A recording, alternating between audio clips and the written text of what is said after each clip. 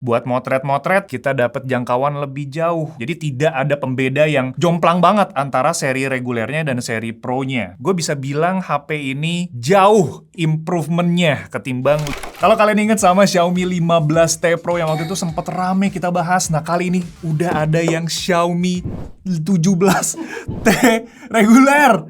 Wow, sampai belibet-belibet karena terlalu excited ya sama si HP-nya. Ini bukan seri Pro-nya, tapi seri regulernya yang mana menurut gua paling menarik karena ada banyak banget improvement di HP-nya. Satu dari kameranya dapat lensa baru, kedua itu layarnya sekarang lebih compact, lebih kecil, terus baterainya lebih gede. Dan chipsetnya ini juga improve gitu ya. Jadi penasaran banget nih, gua pengen testing HP-nya, unboxing HP-nya, dan kita uji-uji terutama di bagian kamera dan performance-nya. Jadi kita langsung masuk aja ke videonya.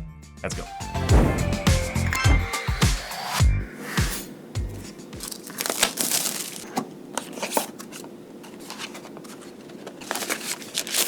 Compact bener, Pak. Oke, sambil gua unboxing si HP-nya, gua akan kasih kalian specs dari Xiaomi 17T reguler yang dibandingkan dengan Xiaomi 15T reguler supaya kita bisa lihat improvementnya apa aja nih secara side by side. Pertama itu ada chipset Dimensity 8500 Ultra-nya, yang mana sebelumnya itu pakai Dimensity 8400 Ultra. Layarnya ini jadi lebih kecil, lebih compact di 6,59 inci AMOLED dengan 120 Hz dan dia ada Dolby Vision juga, HDR10+ juga. PPI density-nya juga ini lebih padat ya, dia di 460 versus sebelumnya itu ada di ukuran 6,83 inci yang sama-sama AMOLED. Nah, di bagian kamera dia ada periscope telephoto 50 megapiksel 5 kali optical zoom yang mana itu diambil dari 15T Pro. Main kameranya masih pakai 50 megapiksel, ultrawide-nya di 12 megapiksel dengan focal length di 15 mm, selfie-nya 32 megapiksel. Baterai sekarang pakai 6500 mAh dengan silicon battery yang mana sebelumnya itu ada di 5500 mAh dan udah pakai HyperOS 3, Android 16 out of the box. Oke, setelah kita compare side by side secara spek, makin seru ya untuk Xiaomi 17T reguler. Jadi ini gua setup dulu HP-nya ya, dan kita testing tipis-tipis gitu ya, langsung di lapangan, hands-on-nya gimana, first impression-nya kayak gimana. Gemeter saya ya, semuanya gemeter yang nonton video ini di belakang. Jadi kita langsung testing aja yuk. Oke, sekarang kita sudah ada di lokasi outdoor buat ngetesin kamera dari Xiaomi 17T. Terutama yang paling gue penasaran ini itu periskop telefotonya yang diambil dari Xiaomi 15T Pro ke sini. Karena plek-ketiplek secara hardware, itu kalau kita lihat sama gitu ya. Jadi Xiaomi 17T standar tapi punya kamera ala-ala yang Pro-nya gitu. Jadi ya kita lihat-lihat gimana experience pakai si HP-nya buat motret-motret. Nah, ini kira-kira POV kalau kalian motret pakai si Xiaomi 17T. Dan di sini kita pakai ultra wide-nya. Ganti-ganti lensa 1 kali, 2 kali ini digital. Nah, 5 kalinya ini optical dari periskopnya ya. Dia itu mentoknya sampai 120. Dan di sini dia mainin AI-nya juga, tapi kita nggak main sampai 120. Kita coba di ultra wide-nya dulu, dan di sini kalian bisa ganti-ganti juga Leica Authentic atau Leica Vibrant. Kalau lagi di outdoor kayak gini sebenarnya lebih cocoknya untuk Vibrant ya, tapi di sini gue testing yang Authentic aja dulu karena warna ciri khas dari Leica-nya itu kelihatan banget di Authentic-nya ini. Ini gue testing aja.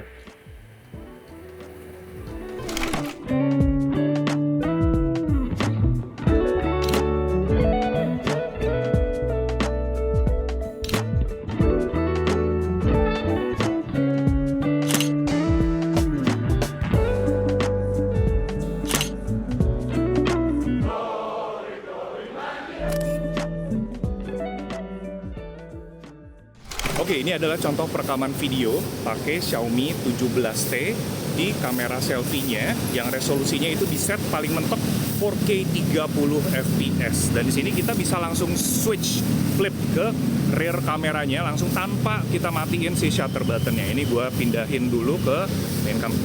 Oke, di sini defaultnya di main kamera kita ganti ke ultra wide. Oke, kita ganti tipis-tipis zoom ya. 1 kali, 2 kali, kita ganti ke 5 kalinya. 5 kali tuh kelihatan ada perpindahan lensa dan dia mentoknya itu ada di 15 kali. Ini kalau misalkan gua pindahin ke ultra wide langsung, boom.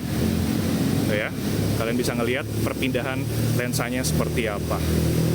Gimana menurut kalian soal kualitas video Xiaomi 17T dan mic-nya juga? Tulis di komen.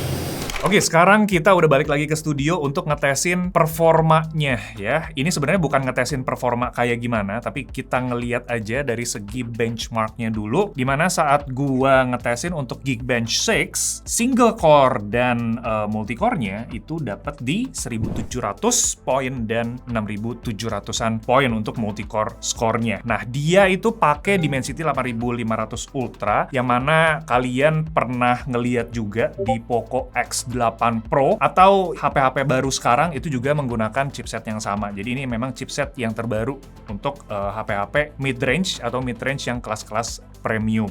Nah, untuk storage-nya sendiri yang kita pakai ini 12 GB. Kalau misalkan kita lihat dari GSM Arena itu ada dua varian ya, 12256 dan 12512 GB. Gua belum tahu informasi apapun soal spek atau varian yang akan masuk resmi ke Indonesia. Tapi kalau kita lihat yang ini 512 udah masuk, seharusnya ada juga yang 256 GB sebagai versi standarnya. Dan kita tadi udah ngetesin performanya untuk harian, bisa dibilang kayak kita buka kamera terus kita jepret-jepret sana-sini di kondisi indoor ataupun outdoor gitu ya. Gue bisa bilang kalau HP ini secara harian, bukan yang heavy usage, dia itu lumayan cepat panas. Jadi HP-nya itu lumayan anget gitu ya. Kalau misalkan tadi Haris sempat pegang juga, itu di awal-awal kita buka kamera udah lumayan anget, terus pas di outdoor itu makin anget lagi, makin panas lagi, yang mana itu berpengaruh ke performanya jadinya. Sistemnya itu ngebatasin entah di bagian performance-nya, speed-nya, dan dia punya brightness dari layar itu juga terbatas di situ. Padahal di luar itu nggak terik-terik banget ya tadi Haris ya. Jadi agak mendung-mendung tipis, kalian bisa lihat tadi sebelumnya yang birol-birol pas kita lagi motret-motret. Kondisinya seperti itu, tapi HP-nya bisa dibilang lumayan panas gitu ya di kondisi outdoor. Nah, buat gamingnya sendiri ini kita tesin langsung untuk main Wuthering Wave. Gua nggak menemukan ada frame rate drop pas kita main. Dan tadi mau ulti, mau lagi banyak animasi. Smooth ya mainnya, padahal tadi settingannya kita pentokin sampai ke merah tadi ya settingannya. Jadi bisa dibilang untuk kita main game yang heavy kayak gini dengan resolusi paling mentok itu aman ya, seru banget sih. Temperatur dari HP-nya saat main game kayak gini heavy usage ya sekitar 5 menit tadi. Bagian belakang 42 dan dia ngumpul semuanya di bagian atas sini nih, chipsetnya nih. Jadi sebenarnya buat main game di temperatur segini masih oke sih. Cuma tadi agak-agak anget aja di tangannya, berasa gitu. Kalau lama-lama ya mungkin bisa keringetan jadinya. Nah, sekarang di bagian layarnya, yang mana ini menarik banget karena ukurannya sekarang jadi kecil. Kalau kalian perhatiin sebelumnya di 15T series, itu dia satu ukuran 6, 8 something. Jadi ukuran memang ukuran gede gitu ya. Nah, di sini dia nyusut di 659 inci. Jadi ukurannya kalau misalkan gua pegang, ini tergolongnya udah compact sekarang ya. Ukuran-ukuran yang enak, nyaman buat kita pakai harian, entah buat tangan yang kecil ataupun tangan yang lumayan lebar gitu kayak gue. Apakah dia lebih mudah untuk pakai satu tangan, satu jari? Iya, tentunya. Karena kalau misalkan kita pakai satu jari, misalkan pakai jempol gini ya, ini kita reach ke atas itu lebih gampang tuh ya. Reach ke atas lebih gampang, bawah juga lebih gampang. Kalau 6,8 inci tuh kayak agak jauh naik ke atasnya, jadi harus kayak lebih pegel gitu ya. Nah, di sini itu enggak, dan efeknya juga ke bagian kenyamanan saat kita bawa HP-nya kemana-mana. Karena kalau misalkan HP-nya kecil, compact kayak gini, itu dimasukin celana bisa, dimasukin ke pouch kalian bisa, ke purse itu ke dompet. Kalau misalkan kalian punya dompet-dompet yang panjang-panjang, itu juga bisa lebih gampang dimasukinnya kayak gitu ya. Nah, ini sebagai pembanding kalau misalkan kita side by side dengan Xiaomi 15T Pro yang ukurannya lebih besar tuh ya. Kita bisa ngelihat lumayan banget bedanya dari segi ukuran layar gitu. Ini sebenarnya plus minus, beda orang, beda pendapat juga. Ada yang minta lebih gede lebih bagus, tapi kalau gue prefer yang lebih compact kayak gini, tuh ukuran yang pas. Dan dari segi body, ini juga dia nggak ada bedanya sih dari segi ketebalan. Karena kalau kita perhatiin dari segi baterainya, dia itu ada improvement tadi ya. Dari yang sebelumnya itu 5500 mAh, dan sekarang ada di 6500 mAh. Pakai teknologi baterai yang baru, silicon carbon juga. Oke, ngomongin soal layar, kita tes juga untuk HDR capability-nya di YouTube dan di Netflix juga. Nah, di sini HDR-nya menyala, ini ada di YouTube, dan kita bisa set misalkan gua 1080p. Nah, di sini kita bisa ngelihat kualitas dari warnanya, terus dia punya brightness-nya karena dia HDR on, dan juga di sini dia pakai 120 fps ya. Jadi kalau misalkan kita buat scrolling, buat swiping dan sosmedan kayak gini, nggak masalah, tidak ada masalah. Sekarang kita cek untuk kualitas gambarnya dan suaranya juga, audionya dari stereo speaker.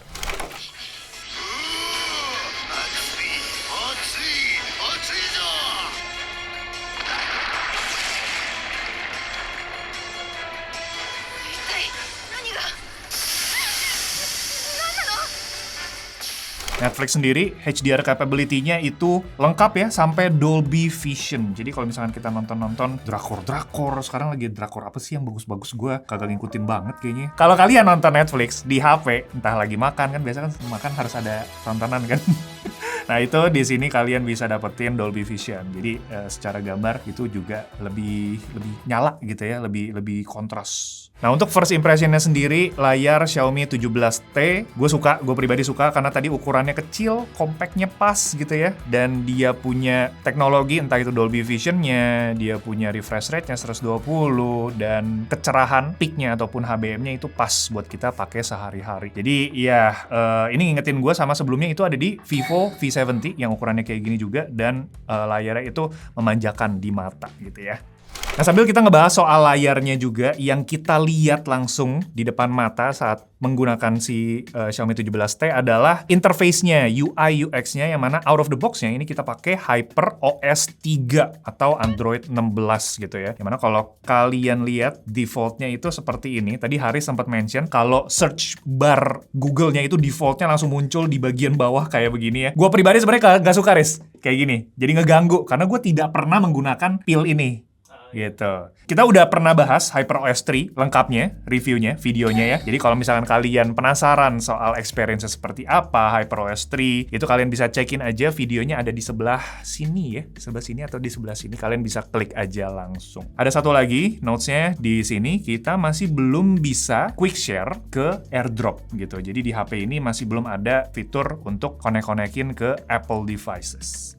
Oke, terakhir kita bahas soal desainnya ya, yang mana ini gue pribadi lebih suka ketimbang 15T series. Nah, ini gue bandingin dengan 15T Pro, yang mana frame kameranya itu dia ada kayak semacam ringnya gitu ya. Ada apa ya, cekukan-cekukan dikit yang kasih bling-bling. Nah, ini gue nggak suka di sini. Tapi di 17T dia hilang, jadi lebih flat. Tapi kalau misalkan dilihat dari samping ya masih kelihatan ada kayak ringnya gitu sih. Tapi di sini ya jadi gue lebih suka aja.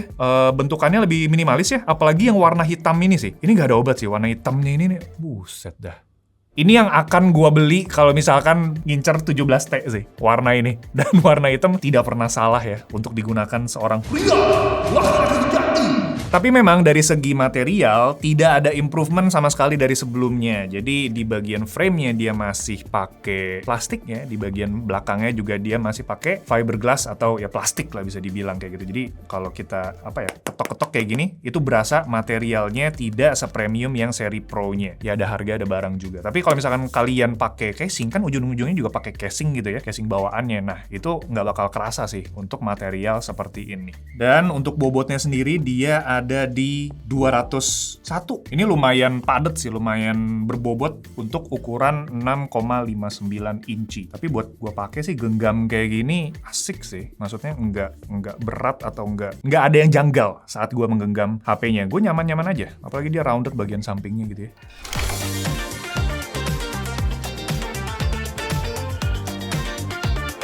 Oke, setelah kita testing tadi ya full dari bagian kameranya, terus ke performanya, layar, desain, gue bisa bilang HP ini jauh improvementnya ketimbang 15T. Satu, karena buat motret-motret kita dapat jangkauan lebih jauh gitu. Untuk street fotografi itu lebih jauh. Jadi tidak ada pembeda yang jomplang banget antara seri regulernya dan seri Pro-nya. Terus kedua, dari segi performance juga dikasih improvement ya, walaupun nggak begitu banyak. Layarnya dari yang sebelumnya itu gede, gua pribadi kurang suka dengan HP yang ukuran layarnya itu besar, tapi di sini dikecilin gitu ya, di 6,59 inci, yang mana itu menurut gua pas banget. buat HP-HP kekinian, HP-HP sekarang. Dan di bagian baterainya, itu juga dia meningkat jauh di 6500 mAh. Walaupun dari segi charging dia masih sama ya, 67 watt. Jadi ya chargingnya lebih lama aja gitu, karena kapasitas baterainya yang lebih besar. Kekurangannya apa? Pertama, pas tadi gua coba untuk buka kamera dan dibawa ke outdoor, dia panas ya. HP-nya cepet anget, cepet demam. Mungkin karena belum ada update software, dia